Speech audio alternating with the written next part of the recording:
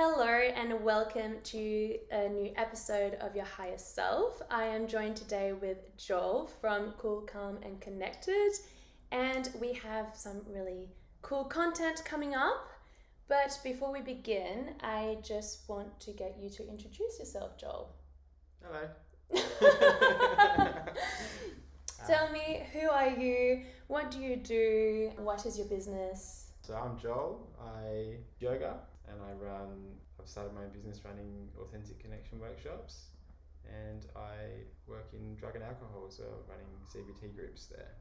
Beautiful. And that's what we're going to be talking about today, just because I've seen your post about your drug addictions, and I want to talk about that just because you told me you were open about it, and I thought it was extremely inspirational, and I feel like a lot of us can learn, including myself, just because I'm going into, the therapy world, and I've personally never experienced drug addictions myself, and I feel like to help people heal, you need to actually know what it feels like, and I feel like I just really need to learn from you so I can help people in that situation. Cool. Yeah, for sure. Yeah, so tell us a little bit about your story and how you got to where you are now. My story. It was funny. At the dinner I had last night, we went around the circle, and it was like you have 1 minute to tell your story. Oh, really? Yeah. All right, 1 minute. You practiced last night. Oh shit! It's interesting to see what comes up for people. Like what's important. Like some people are talking about travel and like the places they've been, and other people talking about like struggles or like relationships and. Oh, really? Yeah, it's really interesting to see. Like there wasn't the same themes going around. It's like every person was very different, which is really cool. My 1 minute sort of went straight into. It was all these beautiful stories, and then I got to mine, and I was like, my life's been a bit of a mess. Oh no! So did you actually choose that as your 1 minute? Yeah. I was like, I sort of ran them through the logistics of it all. Oh my god! Okay, so pretty much you did have practice last night. Yeah, I did. Yeah, legit. I'm like, how detailed do you want me to go as detailed as you like. We like to go deep here. Yeah, okay. Like we've said some dark things on here before, Yeah. so go as dark as you need. No strangers to that for sure. Mm-hmm. So I was born in England. Came over here when I was a kid with the fam, with mum and dad, and was like an A student and doing really well at school and really sporty, and then got to age of 14, and then my parents separated, and then I went from like A's down to like bottom of the class, and shit just started getting a bit chaotic at that point, and my dad went back to England, and then mum was having a hard time here, and I was having a hard time too, and I started to express myself on all like the troubles I was going through in like the way I dressed, and that wasn't really accepted by the people in my school. And so I got bullied like pretty bad at school. I couldn't really walk anywhere alone because I get bottled and Bottled? Yeah, people really? throwing bottles at me, and that's so sad. And then trying to push me into fights and stuff, and then the teachers were call me like a. Can I swear on here? We're swearing. Yeah, you can swear. You can swear. Yeah, they would say I don't really repeat, but they would say some pretty horrible things like in front of the class, And wait, the teachers? Yeah. What school did you go to? Hale. Oh, Yeah. You're a Hale kid. Preppy boys school. Oh. Yeah. I didn't expect it to be that bad. Yeah, it was different. It was quite a few years ago. It's like how old? 32, 16 years ago or something. I do love how you forgot your age. Yeah. I'm the same. It starts becoming important. Hey, it's just like it's just a number. But so things were different back then, and but the relevance of all that is like, I had this tricky high school, very challenging, and sort of like the broken family kind of thing going on there, and yeah, I just wanted to feel like I belonged, like everyone does, you know. And so I didn't touch any drugs, or I started drinking early-ish, you know, like around that mark, 14, 15. I would have drinks at home after school and that kind of thing, but it was never really like birthed into something crazy out of control. It was just like, a few here and there. And then I was introduced to drugs right before I turned 18. Yeah, just started smoking like a bit of pot here and there. And yeah, I quickly found my way into other drugs, and realized I could make bank off it as well, like selling drugs. Oh, you were selling too. Yeah, so that's sort of what got me into this whole mess, really. And I liked selling because all the kids that bullied me at school suddenly treated me with respect, or like, really, yeah, they wanted something off me. You know, it's very transactional. But like for me, that was like what I wanted. I was like, I just want to feel like I'm accepted and belong. And so yeah, that sort of just took off. Yeah, mucked around, experimenting with drugs for a couple of years there. I think I started dealing from sort of 19 or 20. 19 it was, because I got kicked out of home for dealing, actually. And that's where it really started to take shape, this whole addiction thing, because I got dependent. I was prescribed Valium from the doctor from the age of 17, I think it was around that, for like social anxiety and this kind of thing. And that was my first taste of benzos. And quickly found my way to Xanax, which is like a lot stronger. And yeah, had sort of my phone. I had multiple phones that were always ringing, getting invited places, and feeling like I was top shit, you know, because like people wanted me places and had attention. And yeah, so began the journey. And what happened there? So I'm like living in share houses, like selling these sort of like big quantities of drugs and making lots of money, and still like chasing the next high. Like I'll just experiment with like everything, you know. I'd go online and like look up all these like really like research chemicals and like all these weird kind of drugs that no one had heard of, and I'd be like, I want to try them, and just keep chasing. Is there a lot of those? There's heaps of them. Really? Yes. Oh, okay. Lots and lots of different ones, just like little letter differences in the chemical structure and whatnot. So I was on a bit of a journey there. And then I found opiates, so used to codeine, which used to be like over the counter. Was it over the counter back then? It was, yeah. Oh, really? And so I started off with so it was called Panadine Extra, and it's like paracetamol with codeine in it. And I just had that for my wisdom teeth. oh, nice. I know. I did one day of it, and I was like, okay, I'm good. Yeah. But when I was sick as a child, I was on codeine for a while. Yeah. But luckily, it never grew into an addiction, so I have no idea in that realm, but I know what codeine's like. Yeah, I remember the feeling, hey? Yeah. Surprisingly, it was the only drug the only painkiller that didn't really affect me, because I had Oxy as well, and I couldn't handle Oxy. Yeah. It was making me so drowsy. Yeah. You're like, oh, I did like that. That was the appeal.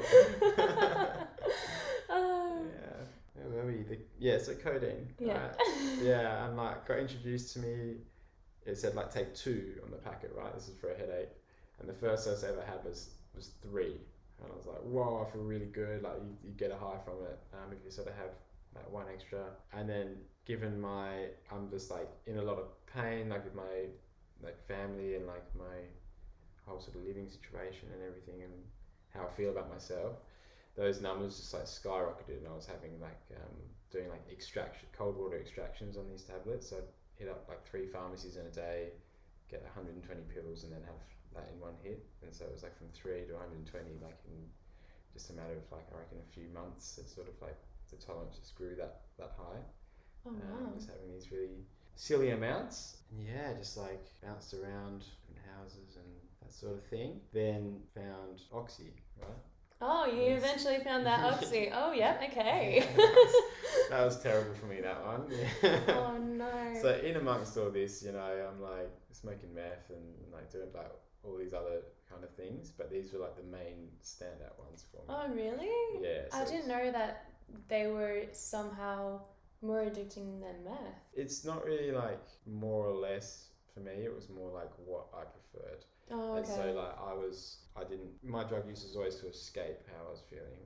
Whereas meth for me, if I take meth, it would amplify everything. So if I was feeling really anxious and horrible, I would have it and then just feel like that times 10, but like charge, you know, all the other side effects. But I'd still be super aware of that, of like whatever issues going on.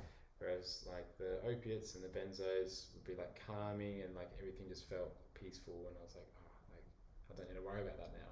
And that was my escape. Yeah, so I was definitely like a downers, really went for the downers rather than the uppers. They're always there. And then how long did that last for? Because I know from your post also that you said you tried rehab, I think 3 times, was it? Yeah, so that's jumping ahead a bit. There's more. Oh, okay. Yeah, so I'll sort of get through this. Found Oxy, and then we were like had people close to me that were selling it, and it was readily available, and that's when shit like really like a few of us sort of were making a lot of money together and living this very luxe kind of lifestyle, just doing what we wanted and lots of money and very young. And then it was like a big party, right? And then Oxys came in, and then we was like suddenly like our whole group just all got addicted to it. Oh. We were like ripping each other off, and like, you know, there's crimes going on and people getting hurt and that kind of thing. And we were so young, we were like 22, 23 or something like that. The government changed the formula of oxys, so you could no longer like inject, or I wasn't injecting yet, but like you could smoke it and snort it and blah blah blah. They realised this was like it's an epidemic over in America and whatnot, so they changed the formula. And so they got really expensive, and you couldn't smoke them, so they weren't as effective. So then found heroin, which is like, oxy is essentially like synthetic heroin. And so we just found the real deal. And then I got onto the needle at like age 24, and was heavily addicted to Xanax as well. And then that combo was like really, really powerful, quite like lethal as well, very dangerous. And yeah, sort of. Yeah, I was going to say it sounded like a bit too great for It was like, it was pretty wild. Those two together had many overdoses. Ooh. Yeah, too many to count. Yeah, sort of. So jumping forward now to sort of around the beginnings of the rehab time, it was like the overdoses were just like so many in all those years. Like in 1 week I had 9 overdoses in that. So I went to the emergency room twice on 2 separate days of that week, and every other day I went once at least. So it was just like really out of control. People, I had like a GPS tracker in my phone, so like my mum and my ex-partner could see where I was, and if I like overdosed, they'd know where to find me.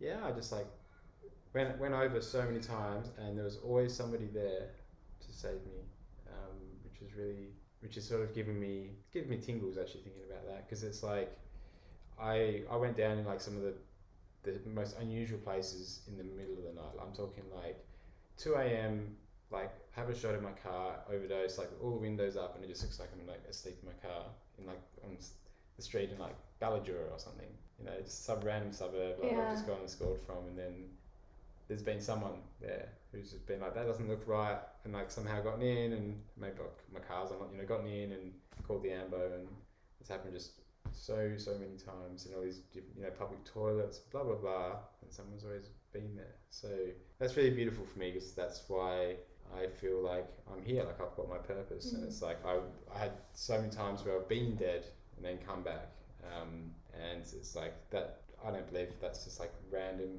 luck or anything like that. A purpose, like there's meaning as to why I'm still here, or else I'd be gone. That's beautiful. So is that why you started your business?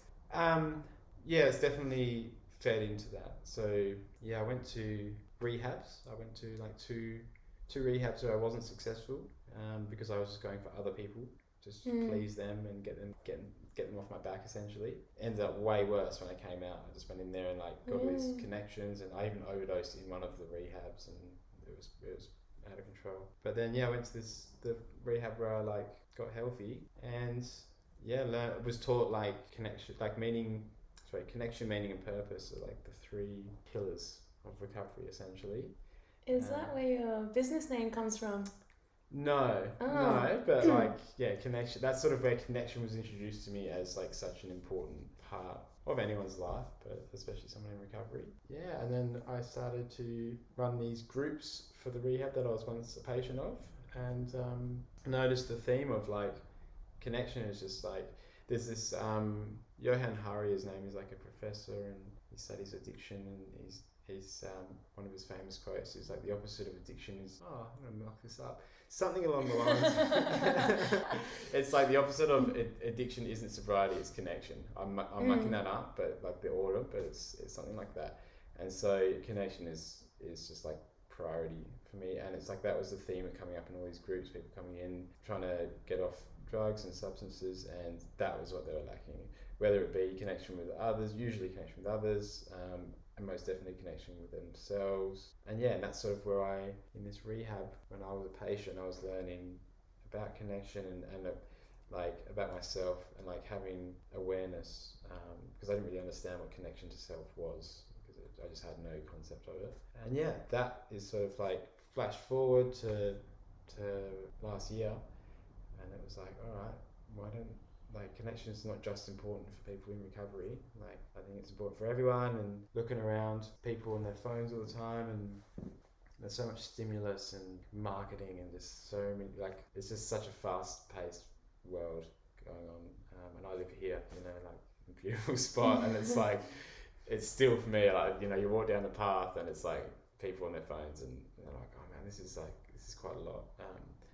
And so it's nice just to get back to the basics of like what's actually important, because I feel like that whole journey of that struggle has helped me realize what's important in life, or what's important in my life, and I'm just trying to share that with others. I could be wrong, but also from what you mentioned, started the addiction was because you just generally wanted some connection as well, right? Exactly, yeah. So, oh my god, it's a big circle. Yeah. Oh. And those drugs that I chose, like the drugs of disconnection as well.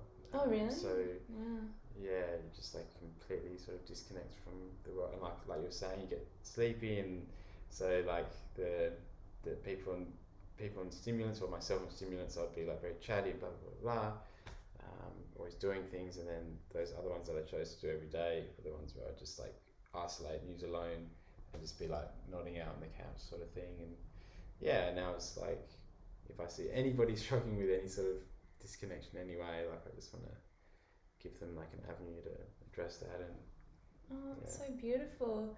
Because then, so have you been sober 2 years? I don't like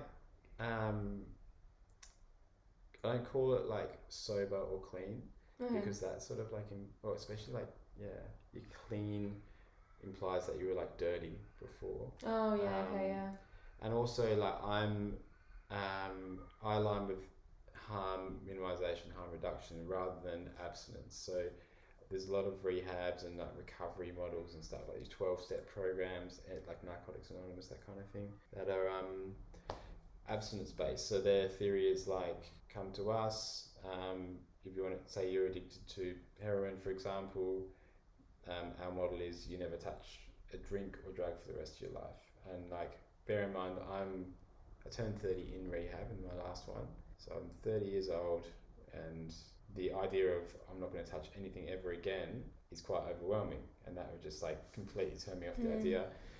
And I also believe it's not empowering people to figure out what's best for them. And I understand abstinence is always the safest way. Like, you don't want to have surprise children, don't have sex, but it's like, are you living a fulfilled life in that way, or are you just sort of holding on for dear life, trying not to use every day? Because I was actually going to ask you if to this day whether you do take some substances that could be considered a drug, which literally anything is considered a drug. Coffee is considered a drug, alcohol is considered a drug, so it's obviously really hard to be completely substance free, as it's quite impossible, right? I think it's possible, but like I tried quitting coffee. It's not going to happen. It's not going to happen. fair enough. Just accept it. It's So, part of your life. yeah, so that's also was going to be actually one of my questions, whether or not there is some kind of substances that you would still use today. Yeah. And if so, why? Because obviously not everything is bad, as I know, like for example, weed can be used for medical purposes, same as mushrooms. Yeah. So yeah. Don't you smirk at me like that. Tell you what, don't mind the odd mushroom. Yeah. So I have I was a polysubstance user. So many substances, any and everything essentially. And so I used to take psychedelics and smoke weed. That was all just like part of like just getting fucked up and like escaping things. And so I didn't have a healthy relationship with either of those or with any of the other drugs that I was taking. Whereas now, I do use both of those, mushrooms, and I smoke weed.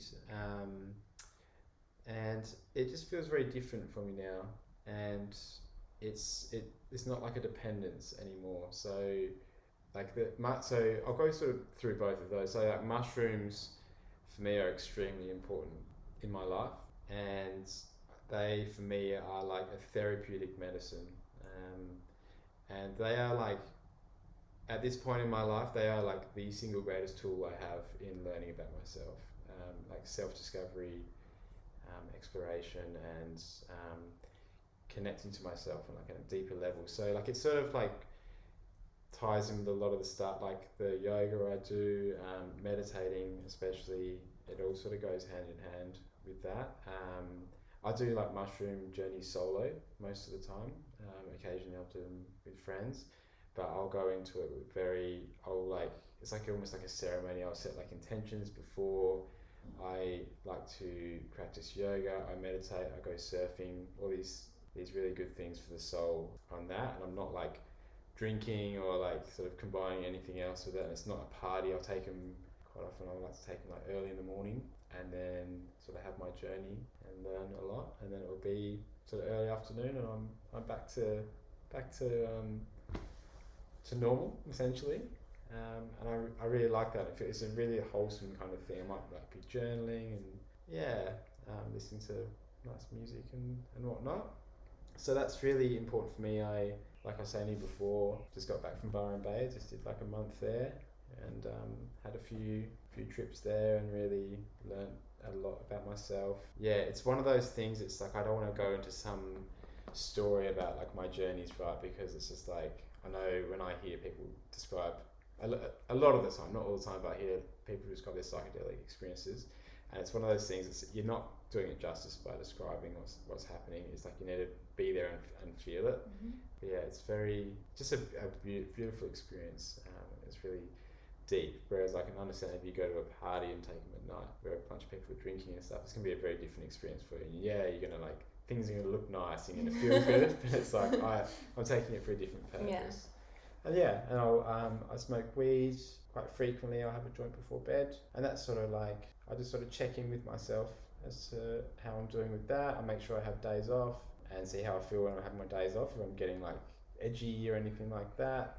And I smoke like if you saw the joint I roll, you'd probably laugh. It's like, it's so tiny, it's really cute, and sometimes I don't even finish that. And yeah, I'm really happy with that, and I still get up at 5, go do hot yoga and stuff. And I just sort of put these checks in place where I'm like, if I start skipping things the next day because of any of like these activities or any of these drugs, then that's when I know, all right, Joe, like reassess this. Like, is this becoming an issue? Like, I won't take either of those drugs when I'm not feeling good. Like, it's not to get me out. They're not to get me out of a place where I don't want to be. It's like when things are going well, that's when I'll take those to like enhance my experience. Yeah, and I think also with psychedelics, a lot of people use it to actually delve in the issues that they're going in and trying to be like, all right, really feel it and like see what do I need to do in this moment. But you went really thorough with that, so I actually don't need to ask any more questions on that one. But I did ask Instagram some questions. Yeah, ask So- Instagram. Yeah, absolutely. So you're going to get drilled a little bit. Hope you're okay with that. Go for it. I'm trying to think which ones we haven't really responded yet. Well, this one, I guess we kind of answered a little bit, is how did you end up with this addiction? Was it a traumatic event or something else? So I think... Yeah, it was the sort of broken family, bullying in high school, just sort of like that kind of trauma from that. Yeah. Is pretty much what set that off. Obviously, I only know the textbook of how to help people with addictions. And we've always learnt that normally it does come from trauma, but from somebody that's experienced it and being in that environment, do you think that that statement is accurate or not always? I don't think it's always, there's no sort of blanket rule, but Yeah. like the majority of people I come across, there's been some sort of trauma. Or it's trauma, or they're just lack of connection to self, but like there's usually something behind that once again. And you hear often people say that it is a choice.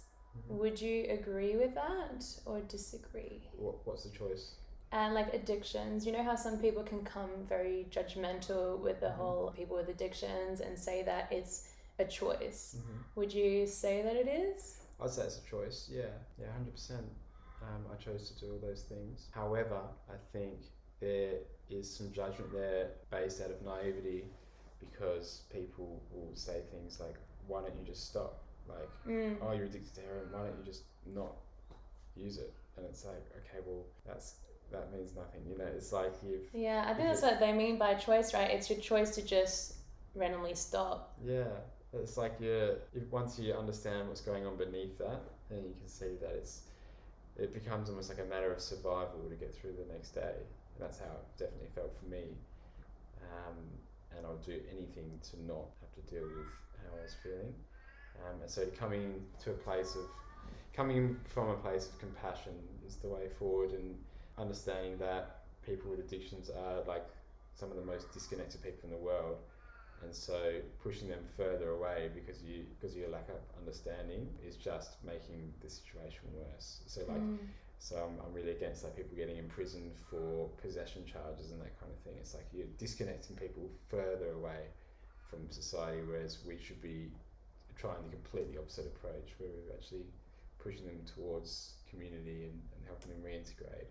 Oh yeah, and how would you do that? Well, I don't feel like I've got enough knowledge on this issues too much to talk about it, but like what they're doing like Portugal with the drug laws there, so people don't hold me to these facts, people, you don't really get done for like possession charges, or like all drugs have been decriminalised there, and so the money that you used to spend on like imprisoning people for these like small time drug charges, they're now used on like integrating people back into their community, and I think they pay like employers sort of like some percentage to like hire these people, and the government subsidises that, so it keeps people involved in community. They've had these like huge shifts in like percentage wise in addictions and crimes and that.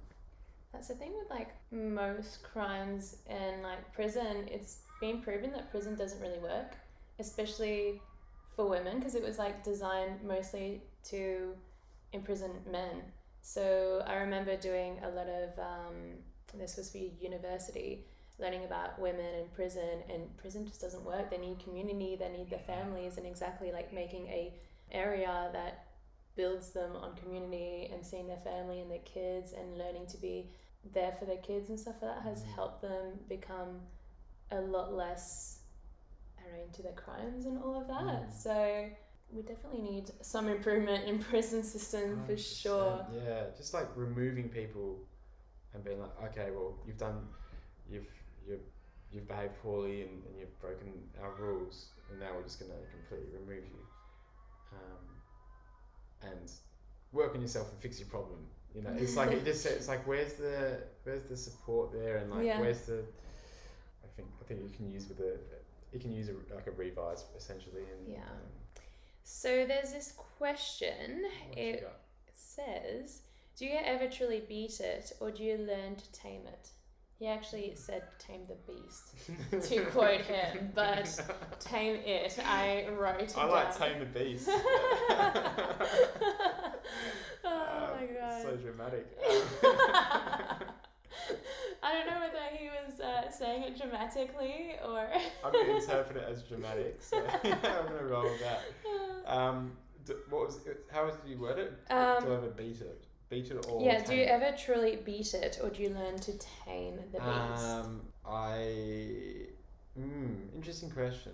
Mm. It's not like I think the beat, I don't really resonate with that, because that feels like it's a open and shut case, black and white. Like, I was addicted to this, and now that's, how do I sort of get around? How do I say this one? For me, addiction is like a journey, and recovery is a journey. And so, once again, this, like, the more understanding we have about it, the better for society as a whole. And so, once we understand that, like, lapse and relapse are part of people's behaviour. That's with anything, if you're like, I don't want to drink, coffee's another substance, but if you're like, I am spending too much on takeaway food, I'm buying too much junk, eating too much shit, right? I'm not going to do that anymore. And then a month later, you go and buy yourself a kebab or something, and you're like, I've done it. Oops, that's all good. The next day, I'm back to where I was, and it's like that's just part of behaviour. Whether it's like you've got the extreme end of like drugs, and you've got stuff sort of like that, and so that to have understanding around that is important, I think, because that's sort of where I see, that's where this whole like harm reduction for me thing really matters, because we like this whole abstinence kind of model where it's like it feels like people are holding on for dear life, trying not to use every day, and that's their life. And they might be successful in that, but is their life very fulfilled? Whereas for me, like, I came out of rehab when I got healthy, and I had 2 lapses. So you've got a difference between a lapse and a relapse. So your lapse is like a short term, like often like a one use kind of moment, where you like use and you'd be like, oh shit, this is horrible, and then you get back on the horse and off you go, and you're all good. Relapse is like where you fully just like fall back into the old pattern, everything comes crumbling down around you once more. Yeah, so for me, I had those 2 lapses, which were very necessary for me, because I realised that, I was able to sort of let that go. I had this, like, I came out of rehab and I was like, I feel much better, but I still didn't feel that secure in myself about like staying healthy and staying off it. I had this like niggling thought, like, maybe I can just use one more time with that old bloody chestnut there, and then had those 2 lapses, shit started to crumble around me, and I was like, okay, this can't happen again, this is not what I want, and it gave me that clarity, and then since then, haven't looked back, but I don't know for certain, maybe one day I will use again, but it's definitely not anything I want around me in my life. I can't see myself doing it. I've got no attraction to it. It doesn't even pop into my mind anymore. So all I can say is right now, things are going great, have been for a while, and I can't see that entering my life anytime soon. Oh, that's beautiful. But yeah, on that one, I mean, I'm not going to relate it to drugs on this one, but I feel like with anything also, you can't really just beat it. I also don't like that word, because for example, I had an eating disorder for 12 years, and the thing is, you can always relapse later on. You never know. So for example, I won't ever do fasting or like juice cleanses, because I know that will be high triggers. I haven't relapsed since I've gone out of my own rehab, but it's something that you have to keep on top of, and you always have to be careful. Like for example, when I get sick, I can't eat for a while, I'm always on check. Like I always make sure that it's only my sickness and it's not like my eating disorder coming back. And I think it's the same also with depression.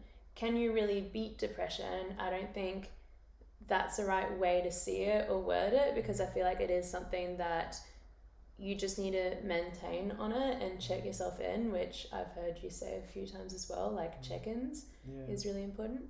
Yeah, just being honest with yourself, like the eating disorder stuff, I imagine that would be quite challenging now with if you crook or something and then trying to be honest with yourself as to whether this is like the sickness or whether I'm just like falling back into old patterns, and just that constant check and like having that awareness is so important in that regard.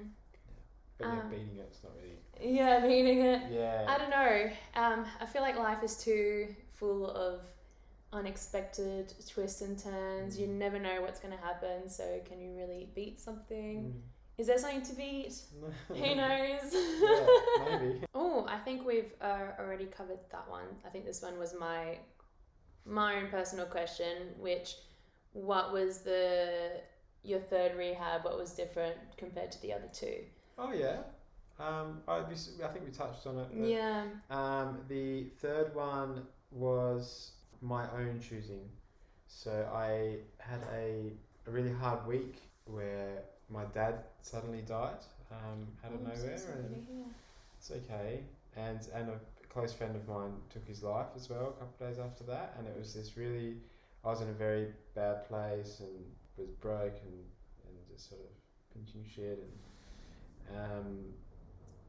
Felt like I was at this crossroads, right? And I was like, it was this defining moment. I was like, I can either get straight on the drugs like usual, feel sorry for myself, do the same old shit, potentially kill myself, all this kind of stuff coming up, or I could try something different, like for my dad, And then something sort of switched to me, and I was like, I'd said to so many people before, like I'm. All these sort of bullshit, like, I'm gonna stop, I'm over this tomorrow, next week, blah, blah, blah. And but that moment, that was just to me. And I knew it then. I was like, something's changing. It wasn't like the next day I was like, oh, I'm off it. It was like, it took me maybe like 9 months or something of just like battling. And so the other two rehabs were other people were signing me up for it. And this one I was like, I did all the work, I contacted them. And they wanted me to go to four meetings in 4 weeks, so to prove my engagement to the program before they let me in. And I used to live on the street, a few hundred meters up the road, and the meeting was at 10:30 in the morning, and I couldn't make 4 weeks in a row because I was just that unwell. Would sleep in, and I was demanding they change the time for these meetings, and it's ridiculous. And then it took me 7 months to get to 4 in a row. And then they let me in, and I was there, and the sort of advice I've been given was just don't leave, just stay as long as you can. Like, you've got more chance of succeeding the longer you stay. Pretty obvious stuff to me at the time, but I was in a fortunate position, right? Because I was essentially homeless, had nowhere to return to. So I went to this rehab, COVID kicked in, right? It was March 2020, and most of the rehab emptied out, and there was a few of us left, and a lot of people were emptying out of fear, and they wanted to be with their families and blah, blah, blah, go back to their house. But I didn't really have anywhere to go or any money or anything, and so I was like, this is sort of my place, and I'm really grateful that happened because it kept me there. And and this rehab was really great. It's a public one. I have been to a private, and that was a bit of a holiday. Having PlayStation there, and it was just it was a joke. It was so nice, but I was like, I'm not getting any better. I'm not being challenged, so I'm just sort of. Really? I'm just here and So you would recommend the more challenging ones? Yeah, I think for me, I needed to hit rock bottom before I could actually get better. So this private rehab where I still have money and there's all these luxuries and stuff. It wasn't like I was at rock bottom, and so I could still go lower. And that's what it took for me. I can't speak for anyone else, but I have seen patterns emerge like that, where it's when people actually lose everything, that's when you can start to find your way out of that. It's so funny. You've said a few things that I've been literally repeating on this podcast. Somehow it ends up every podcast, which one of them is actually that there is so much beauty in hitting rock bottom, because it forces you to be look, there's only up from here, and we need to do something to exactly build ourselves up, because I feel like you can learn so much from hitting rock bottom. And this is a slightly different topic. Through you've got me hooked. Like the whole concept of like through darkness we find light, right? And this Vipassana experience of this silent meditation course that I've just done, and I'm just about to do another. You're about to do another? Yeah, on Friday. Yeah. Oh wow! Oh yeah, no, you told me. Just a little one this time, a little 3-day one. 3 days. We might just tell them quickly what it is. Oh yeah, because yeah, they won't know. yeah, no worries. Yeah, just sort of chatting away here to get them on tape. Yeah, so it's called a Vipassana, and it's 10 days of like noble silence out in a meditation center, and we meditate for 10 hours a day, seated meditation. It's very strict, like you will be at every meditation, and you're seated, and there's no yoga or no music, no reading, no writing. None of that as well. No, it's quite literally just you meditating, and you get fed, and you shower. You get your 2-minute shower a day. You forgot to say that you get fed like twice, and it's fasting. You get your 6 a.m. food, and then your 11 a.m. food, and then you fast till the next morning. Yeah, but like essentially what there's people are looking at me like, what are you doing this for? You know, I mean yourself included. Yeah. Look, kind of not. I was so into it until I found out the fasting. And then I was like, okay, I'm out. Yeah, it's fair enough. Yeah. Oh, well, when you're a new student, they give you an apple at 5 p.m. That's offensive to me. Sometimes you get an orange if they're feeling if you're lucky. Yeah. But yeah, so sort of how we got there was like the darkness finding light, and like that was what that experience was for me. I was like, this is like, for my experience it was suffering, like 10 days of like pain and discomfort. Yeah, as you can imagine, like there's a lot of pain that comes up. Like three hours out of the 10 each day are called strong determination sittings. So you sit completely still for the whole hour, and you're not to move at all. So you get some pretty intense pain and discomfort come through, and through that whole process, I just like found like inner peace and contentment and a big sense of calm and whatnot. And it actually going on that experience reminded me of rehab, and I was like, this is like a hard slog, but I can see there's something beautiful coming for me at the other side. And then I only did this in Jan of this year. That's why I'm going back for another on Friday. I'm like, that was incredibly hard, but so worth it, and my whole life feels like it's been transformed since then. So similar kind of experience. This is a condensed 10-day version of that. Whereas rehab was like a long drawn out process, and very different experiences, but like similar in a lot of ways. And how did you end up finding spirituality, yoga, and meditation? Oh, beautiful question. Oh, isn't it? Yeah, I was. I like talking about this one. Once again, this came up for me last night. I had a dinner party last night. You literally prepared for this. You were like, guys, I'm going to get interviewed. Hit me with things. It was. I'm clearing out my house at the moment, and I found an old journal, and it was. I just opened it to the page of spiritual awakening for me. I didn't actually realise I'd recorded this anywhere, because people were asking me this kind of thing, and I'm like, I don't really. A few things coming together at once, but it was like, so I'd come out of rehab. I'd been out for 6 months, 9 months. Was like still, I was healthier, but not that healthy, and just like drinking a lot. I was working as a bartender. I was drinking lots, and then I started surfing. And that was sort of like the beginning of something shifting for me. And I'd never done something where I'd been like present and experienced that much joy in like a long time without the use of drugs.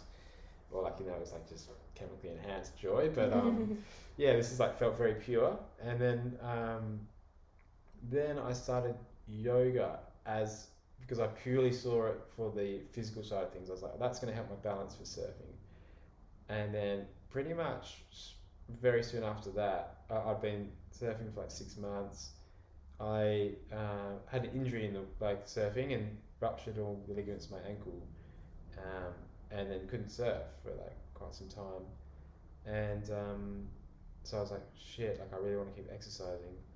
And so I just like delved super heavy into yoga, and I was going to 2 classes a day and just like really loving it. And then I just started to connect to myself there. That was sort of the first time I'd done that. And I started meditating on the bus. Which bus? Yeah. Funny side note, right? I lost my license for 3 years, like for drugs, and this happened when I was like fully in the drug mode. You know, I wasn't very clear headed. 3 years. It was like they caught me twice in 2 weeks doing the same thing, drug driving. So it was 18 months times 2, right? So 3 years. And then I got to around this time with the surfing injury kind of thing. It was like a week before I was supposed to get my license back. I called them up like, hey, do I need to pay any fines? And she was like, you've already had your license back for 18 months, or like just under. Like you already lost it for 18. So I've just been cruising around on the bus and train for a year and a half with a license. But yeah, it's beautiful because I would take these long bus rides and listen to like meditation recordings and teach myself to meditate there. And through that whole process, those 3, surfing, yoga, meditation, and I had my girlfriend at the time was a very conscious woman, and I didn't understand what that meant when I met her. And then it all just sort of came to be. And I remember this journal entry I found last night, and it was like, yeah, it was something like this, like I'm starting to wake up and realize that everything is connected. And I started talking about my previous psychedelic experiences, like when I was in the thick of all the other drugs, where I would say things like that. But like friends around me weren't so open-minded, and they would sort of shut it down as though like it's all sort of drug-induced shit, you know. And I'm just, I don't have a better word for it, you know. I'm just sort of like spouting off stuff and like losing the plot a bit. And then because I wasn't in a good space, and I wasn't really supported in those beliefs, I just discounted it as, oh, this is just me getting fucked up. And yeah, and then, but now it's beautiful. This entry I read, and I was like, oh, I can suddenly see things clearly now, and see what's important. And I'm so sorry, I'm thinking of the song, I can see clearly. The rain is gone. Oh, that's beautiful. Yeah. And you're already practicing teaching yoga, right? Because you just got your teacher certificate? But yeah, I got it like a few months ago, and just fallen in love with it. I'm here to like serve others, right? And that's like my purpose. And I love doing the drug and alcohol work because that's so close to my heart. Yeah. And then I really love doing the yoga as well, because I feel like that's for more like of the general public. But I value both, and so I want to continue doing both. Yeah, I love it. Love it so much. And it's beautiful that now you decide to like help people that are going through what you went through, and actually, using it for that. So that's really beautiful. Thank you. And thank you so much for joining us today and being really open. Like, it would be hard to talk about it, so I really appreciate it. And thank you. I'm sure like a lot of people actually see a lot of value in you and the things that you teach, and that you're actually helping a lot of people. My pleasure. Thank you.